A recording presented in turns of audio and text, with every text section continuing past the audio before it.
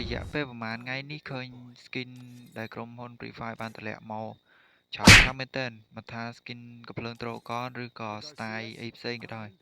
ចេញមកជាច្រើនហើយសុទ្ធតែលយហើយសួរទៅមានពេចចាប់អត់ហ្នឹងហើយមានពេចមកពីណាចាប់រត់ទៅលុយចាយគ្មានបងចង់រត់លុយចាប់ skin គិតអីក្នុងខ្លួនគិតអី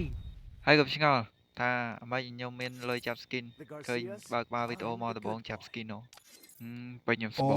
ស្បោមកអីមិនស្បោពេញអាណា account គេណាមាន account ខ្ញុំណាតោះកុំឲ្យសន្តិបាយយូរពេកយើងក៏ធ្វើការទៅចាប់ skin តែម្ដងទៅចាំមើលថាអស់ប្រហែលពេកបាន skin កំភ្លើងមួយតោះឥឡូវនេះយើងមានអាកាសចំនួនពេកចំនួន10ឥឡូវយើងធ្វើការតាក់ទៅបាទមួយអត់បានទេចាំមើលលើកទី2បានមិនបាន1 2 3 4 5ទៅចូលហើយព្រីខ្លាំងទេអូនេះបានហើយបានខំព្រីគេថា account គេទៅអីក៏ហេងនេះហេតុតែ account គេចឹងមែនណាឥឡូវនេះវីដេអូវាខ្លីពេលឥឡូវខ្ញុំធ្វើការសុំបន្ថែមជាមួយនឹងចាប់ event ថ្មីនេះមួយទៀត event ហ្នឹងដែរ Free Fire ទៅតែតម្លាក់មកទេប្រហែលជាយប់មិញហ្នឹងហើយឥឡូវកុំឲ្យសន្តិបាយយប់ពេកយើងធ្វើការដាក់ជាមួយនឹង10 spin លើកទី1បានឬអត់មានបានមានអី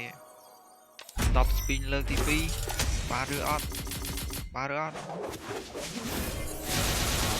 លីងសាំចយមាន10 spin លើកទី3បានអត់ទៀត10 spin លើកទី4បានអត់ទៀត10 spin លើកទី5បាន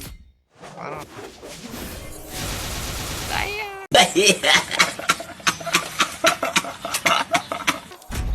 ក៏ស៊ីលុយផ្លែលើកទី6អត់បានទៀតម៉ៃ7អត់ទៀតស៊ីលុយថាវទី8បានអត់ទៀត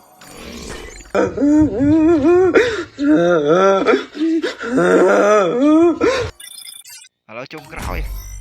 តែថាអត់បានទៀតចប់នេះបានហើយអូខេប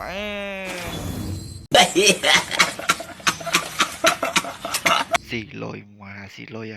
បាទអំពើចូលទេមកស៊ីលុយម្លឹងហើយវីដេអូនេះក៏អត់មានអីច្រើនទេមានតែប៉ុណ្ណឹងបាយ